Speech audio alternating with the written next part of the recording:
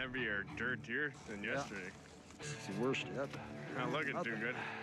With their bombardier fixed, Richard and Mike can finally check their nets.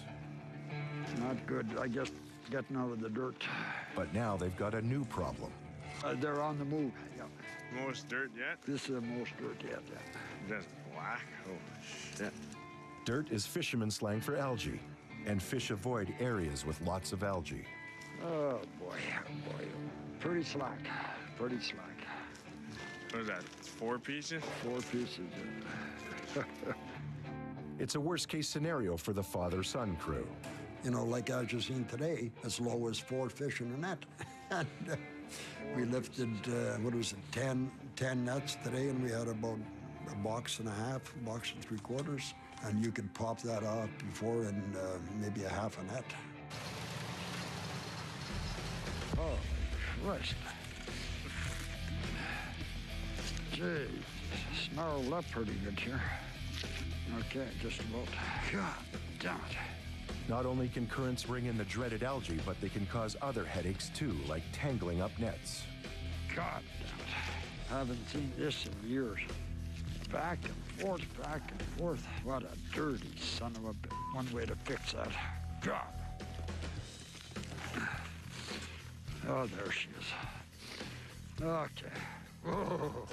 Just see it in the open water when it's one big raft. When you get a rope. Yeah. Oh.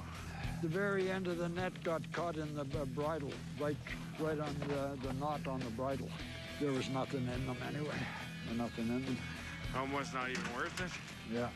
Like that's how fishing is. You know, like one day you'll be building castles, the next day you'll be building outhouses.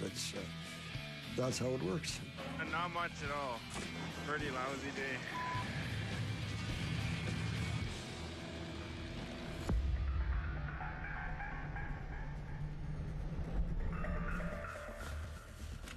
Heavier?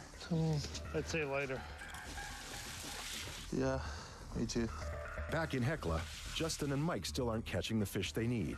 If the fishing doesn't pick up, they may once again have to change their game plan. The first one was a little light, way lighter than we expected. Got only about a half a tub. This is worse. Do 2 nets by the time that we used to get half of the first one out. Hey, I should have worn my skin-tight oilers. It would have been better luck. Yeah. Oh, that's what's wrong. Yeah, if it warms up in the afternoon, these ski pads are coming off. Cracks moving. Cracks rumbling already. Well, that'll probably move all day.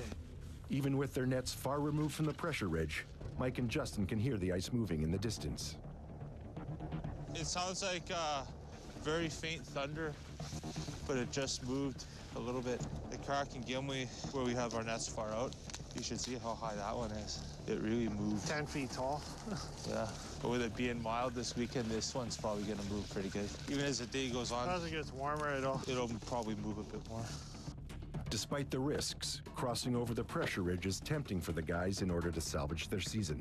I guess if these ones aren't producing, I heard there's decent fish far out, so that crack is something we'd have to go take a look at and see if we want to deal with crossing it every day. It was already moving a bit this morning, so we'll have to go up close and see whether it's worth dealing with. We try and avoid it, but it is what it is.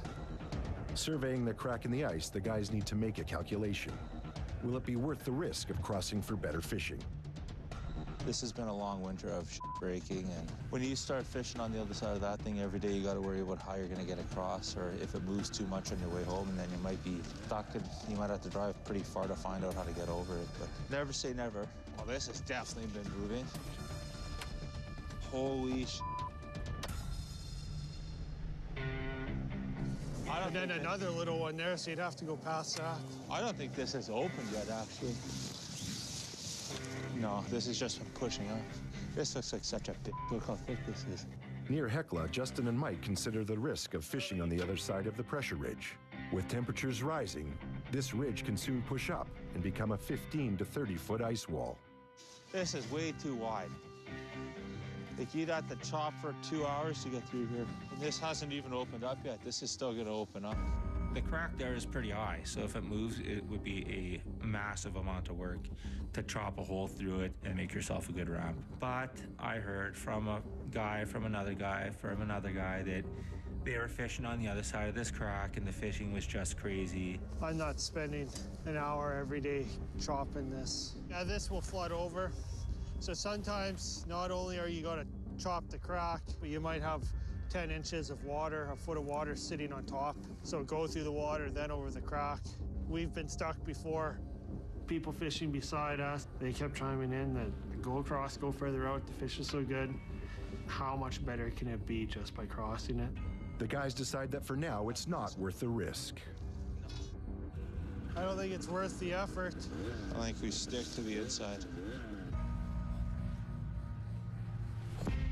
After bomber trouble, a net tangle, and bad fishing, Richard and Mike decide to head home. I'm going? No, nothing. You gotta be kidding me. But back on shore, more trouble. I think my differential's buggered up because I got it in 4x4 and nothing, so it's got to be the differential. God. We're just spinning. No, she's not clicking in because remember I buggered it up in low. Just need a little push and I think we'll be okay. Then help arrives. If you crank it so you swing your nose out this way, then I can yank you and you get the hard nose. It looks like his four-wheel drive's not working properly, so he just didn't have all four tires spinning, otherwise he would have been fine. But I just gave him a little tug to get him on the pack snow. And there you go, sir. We got fishermen all over the place. You help each other out, right? It's the right thing to do, so. With a tough day on the ice behind them, Richard and Mike process fish, looking forward to the next time out. Meanwhile, Robert Christensen heads over to Dan Shaver's Bombardier repair shop. He's looking for a part to fix the PTO. There he is, my buddy. How's it going today, Robert? Or should I ask? I'm here to see Dan about the piece that I need. It's to turn the belt that drills the holes, and it fits onto the motor. I have a grandson now who's fishing. He's using my Bombardier, but he's not at the age now, which I told my son and the others. You break it, you want to drive like a nut, you fix it. This is his first year, so the old guy is fixing this to keep it going. Eventually he'll learn. The hard way. The easy way you don't remember. I'm going back and make it up, I guess. Everybody's got a story of a Bombardier, because there's hundreds around. Being rebuilt, being done, and serviced, and still working. All that trouble for a small little piece. For a small little piece, yeah. Where it's going through is a heavy steel. And I said that to Chris, it's got to be exactly. A guy like Dan who could turn around and put them right back like new. Well, you can take it to a machine shop, and they'll look at it, they'll make it for you, come back in a week and get it. Well, in the fish business, a week is a lifetime. But you come here, if he can possibly do it to get you going, he'll do it and you keep on going. He knows you need that part. Dan is a second-generation Bombardier mechanic. Most of the parts he custom makes by hand. Where are we going to get men nowadays to learn this? Well, unless you can do it on a computer or iPhone or something, yeah, it's going to be a dying art. Yeah, so we make everything a little bit better for these machines. Probably isn't good for business because they don't break as often. Clean up the edges a little bit.